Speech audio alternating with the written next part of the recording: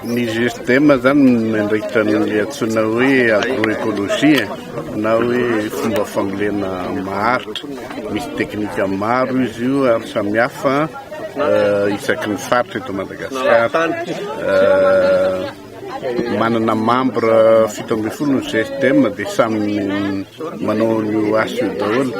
Ny antony tena ivozana dia ny fahasombany tanitsika satria efa tsy ampy intsony ny tanimbary dia miakatra ny tanety ny olona, nefa raha jerenao zao zava-misy amin'itony tasy itony dia zavatra nafinaritra misy taloha ny fomba fiasa, ny doro tanety isan-karazany dia raha afaka velandeha amin'izao fotsiny io dia tsisy vokatra intsony. Dia misy teknika zany ahafahana mamerina an'izay, anisan'izay ny fambolekazo, ny alavadimboly, ny volo rakotra, ny findrindrandrindra ny fampiasana ny compost isan-karazany izay anona dia ny fanaovana terasy. Satria ny fotsiny moa zay ny karazany maro izy io.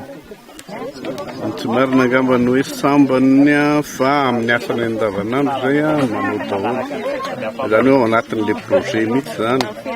Dia raha ohatra hoe tamin'ny ren'le financement COMESA reny zao anatin'ny taona izy zay mahavita efa 2000 pieds ao anatin'ny campagne anankiray.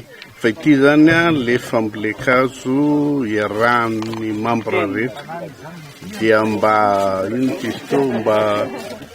azo antoka azy dia natao amina toerana iray izay efa misy asa mandeha dia azo antoka ny fikarakarana azy. Araka hitanao teo ilay hitantsara teo izay efa misy encadrement dia izy mikarakara azy dia tsy lasa semblika fotony le fambolekazo. Efa teo foana zay ka satria membre ny Agrisud miankadre azy dia membre ny GSDM tenenay moa supervision nataonay mission d'appui indraindray fa ny Agrisud no tena manao ny asa teatoerana. Iny zany apahany ray fotsiny ao anatin'le projet PAPAM izy iny. Zany hoe mba hampaharitra le agroekôlôjia zany dia le ankizy no anisany ampianarina an'le izy. Ny antony anaovana an'izay dia hoe izy koa mba afaka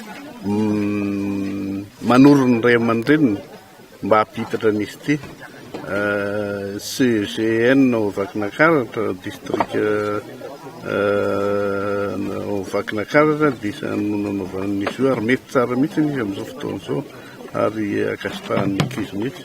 Zany hoe agroekôlôjia ampidirina fampianarana ny sekoly zany. Ny tanjona moa dia mba hitariny amin'ny toerana maro.